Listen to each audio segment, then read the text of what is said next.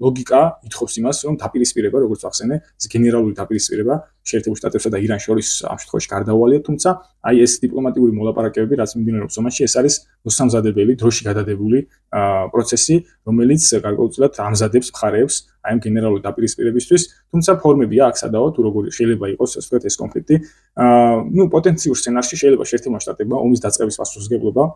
საკუთარ თავზე არ აიღოს და ამის მოთავე კვლავ გახდეს ისრაელი, როგორც იყო მაგალითად გასულ წელს 12-დღიანი ომის დასაწყისისას, როდესაც ისრაელი ყოველგვარი საერთაშორისო ნორმების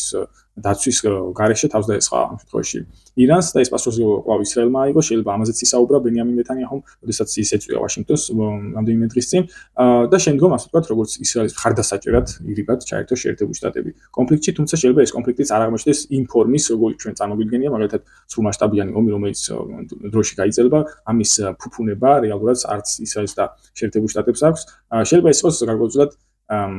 ჰიბრიდული სცენარი, რომელიც შეიძლება გაწერილი იყო იანვრის დასაწყისში, როდესაც დაიწყო საპროტესტო გამოსვლები, რომ შიდა არეულობებს უნდა გამოეწვია სახელმწიფო ვერტიკალის ჩამოშლა და ამას მოყვებოდა გარკვეულწილად ეს სამხედრო ინტერვენციები, როგორც შეიძლება ვთქვათ ისრაელის მხრიდან, ასევე შეერთებულ შტატების მხრიდან. დაახლოებით იგივე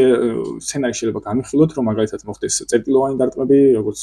მოხდა 12-დღიანი ომის დროს სამხედრო გენერალიტეტზე, პოლიტიკური გადაწყვეტილების მიღებ პირებზე და პარალელურად ამოქმედეს როგორც შიდა დივერსიული ჯგუფები, ასევე სეპარატისტული დაჯგუფებები, ქურთების, ბელუჩების სახით, არაბების სახით და ეს იყოს ასე ვთქვათ ჰიბრიდული შეტევა ირანზე. შეიძლება ეს მანდამაინც არ უნდა ასე ვთქვათ განვიხილოთ ის, რომ თეოკრატიული სისტემა რაც არსებობს, მას შეწყვიტოს არსებობა, თუმცა მსგავსი ტიპის თავდასხმამ შეიძლება დაასუსტოს ეს ირანი როგორც ეკონომიკურად, ასევე ენერგეტიკული თვალსაზრისით, მან ვეღარ შეძლოს საკუთარი ენერგორესურსების გაყიდვა ჩინეთში და ასე ვთქვათ სტატუს კო რაც არსებობს დღეს, ის სტატუს კო აღარ იქნება. თუმცა ეს სცენარი საკმაოდ მაღალ რისკებს შეიცავს როგორც შეერთებულ შტატებისთვის, ასევე ისრაელისთვის, გამომდინარე იქიდან, რომ გასული წლის 12-დღიანმა ომმა აჩვენა, რომ ირანს აქვს შესაძლებლობები, რომ გასწიოს არა მარტო წინააღმდეგობა, არამედ საკმაოდ ასე ვთქვათ მნიშვნელოვანი ზარალი და პრესტიჟული ზიანი მიაყენოს შეერთებულ შტატებს, როგორც საკუთარი ბალისტიკური რაკეტების მეშვეობით, ასევე საზღვაო სანაოსნო მიმართულებით, სადაც ასე ვთქვათ ყოველდღიურად ხვედს საკუთარ ტექნოლოგიებს ირანი და შეიძლება ის შედეგი, რაც აქვს ამ შემთხვევაში გათვლილი ვაშინგტონში და თელ-ავივში, ის შედეგი საერთოდ იმ შედეგით არ დასრულდეს ეს დაპირისპირება